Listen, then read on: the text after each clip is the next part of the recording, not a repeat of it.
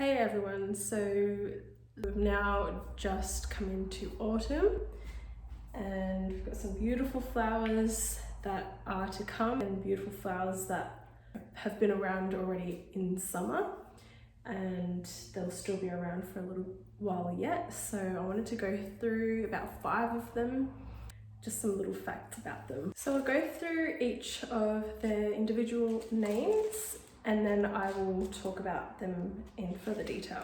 So the first I have is some Proteas. These are pink ice Proteas. This is sedum. Juniper myrtle.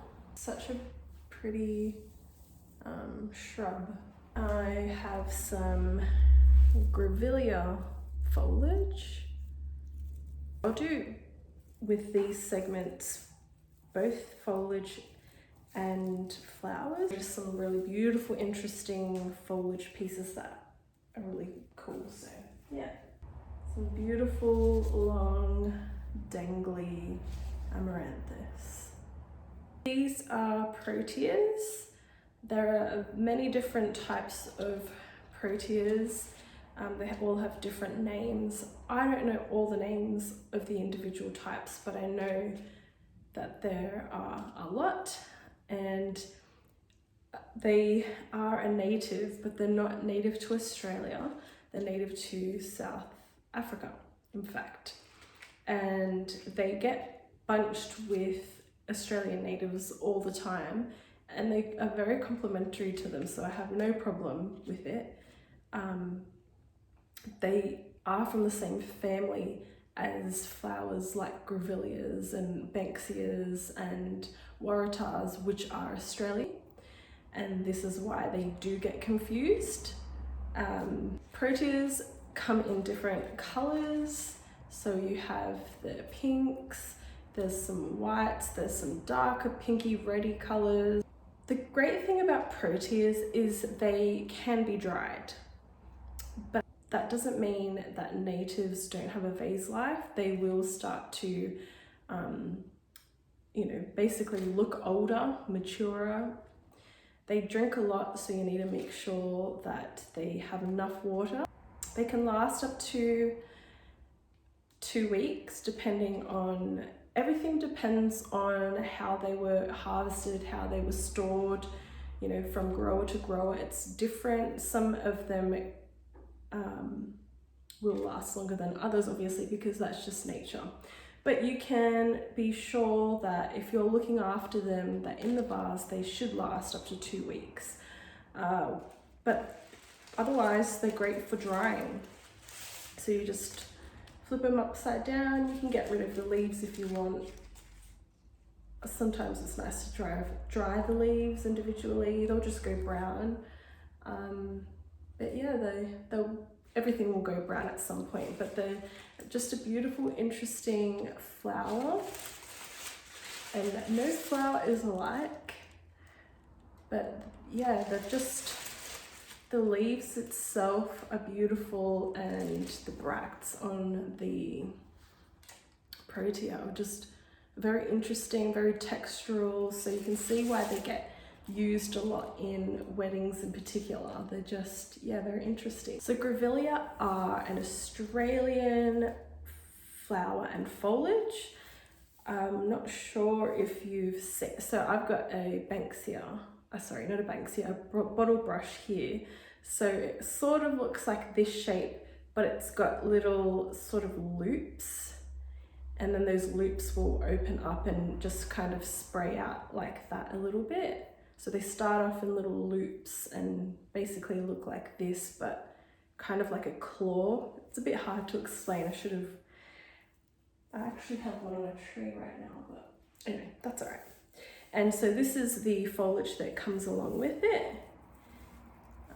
So you can use the flower and you can use the foliage, which is really great. What I love about the Gravelia foliage is that, well, first of all, in any arrangement, they are just an interesting shape, and so they give texture to an arrangement. And see this stem here, you can break that down, and so you don't have to use all the pieces in an arrangement, because sometimes things can look too much or too busy. Particular stem, you'll see that it's this beautiful green color, but it also has some little browny bits to it, which is really nice, and it gives variation, which is beautiful. But also when you turn it around, it has this sort of silvery light grey colour to it.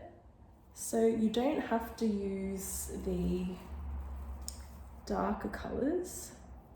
You can flip it around and use these colours, which just adds more interest into whatever it is that you're working on. And beautiful foliage. I really love Gravelia foliage, and they dry quite nicely as well.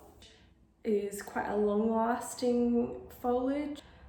They will probably maybe up to a month around that time, depending on how well they've been taken care of. They're a good foliage to have in water and out of water if you need to do any hanging installations or any arches. This next flower slash foliage is called Taxandria juniperina, or also known as juniper myrtle, and this is an Australian native. So it's a shrub, and it's got these beautiful green little stems, I guess. So they come off a singular long stem, these little individual ones. And the cool thing about these flowers is that they're a cluster or a ball of individual flowers. And I'm not sure if you've seen, and I'm not really excellent, I'll get myself in focus because you can see my washing on the line. I'm not really good at pronouncing the names, but if you've seen Camelosium, or and as wax flower, gelatin wax flower, the shape is similar to that. It's less waxy, less plastic looking than the Camelosium, but it has the same sort of shape to it, which is really cool. These guys will last in the vase for about, I can smell it, it's a really pretty smell. Will last about 10 days, up to 10 days in a vase. But the cool thing, and one of my favorite things about this, is that you can dry them.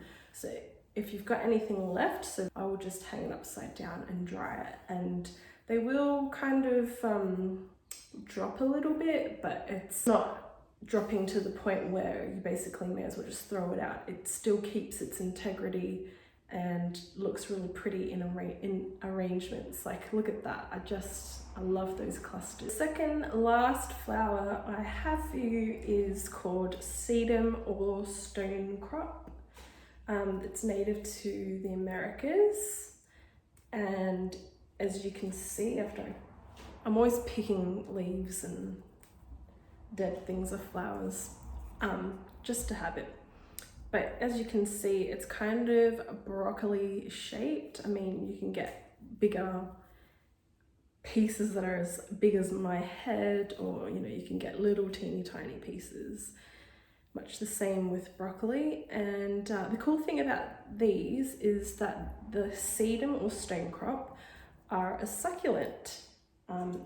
So you may be familiar with some other forms of succulents that look like this, and so this kind of gives it away that it's a succulent. So they come in a range of different colors, so you get pinks and reds and purpley, white, green. Last about 8 days in a vase, maybe longer. This one's just such a pretty color. This is it's like a cross between almost burgundy, almost purpley, but pink, and you can kind of see the little florets. So there, I'll just take this piece off. So just if you think about broccoli, oh, this is a cute little piece. So it's got individual little offshoots. And if you take that one has its little flowers individual but in a cluster, and it's really pretty. Apparently sedum is really easy to grow, so if you're interested in growing them, yeah, apparently you don't really need to fuss over them, and they'll just like any succulent really, it does need care, and if you just know the basic flower care or succulent care, then you should be able to grow them with somewhat ease. But that's not from experience, it's just what I researched on them. Okay, the final flower I want to show you and go through is called Amaranthus. Beautiful flower with foliage. They are from the Americas apparently, and different types of Amaranthus. And this amaranth is Amaranthus caudatus. I don't know how to pronounce it. And it's this one. This kind is droopy, and then you've got feathery Amaranthus, which maybe you're more familiar with, and then you've got these more pointier, rigid Amaranthus, and then probably more that I'm just not aware of. I absolutely love this type in bouquets and hanging installations or in arches. It is much better to be used in a cluster, I feel, like this, just more impactful. They've got different colours that they're available in, so you've got your burgundies, your reds, greens, there's this beautiful orange autumnal colour. The cool thing about lasts about a week or so,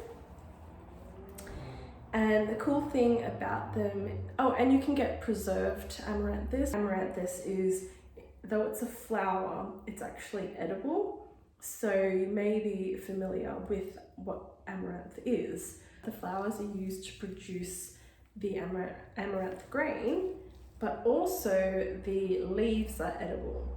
Now, I wouldn't eat these unless it's been grown to eat. So if you've grown it yourself, or if you know the growers are growing it for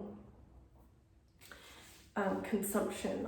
At my local farmers market, they'll sell amaranth leaves, and I have them in salads, and you can have them hot or cold, and it doesn't matter because they're just delicious. And yeah, they're just such a cool, like, look at that. That's so cool, I love it. That was my 5 flowers and 1 foliage that I wanted to share with you that are currently available. Some of them will be available through winter as well, and have been available since summer, so there's just always overlap with flowers, but this is what's available at the moment. So I showed you Protea, Stonecrop, Juniper Myrtle, Gravelia foliage, and what was the other one? My favourite, Amaranthus. I hope you enjoyed this, and I'll catch you next time.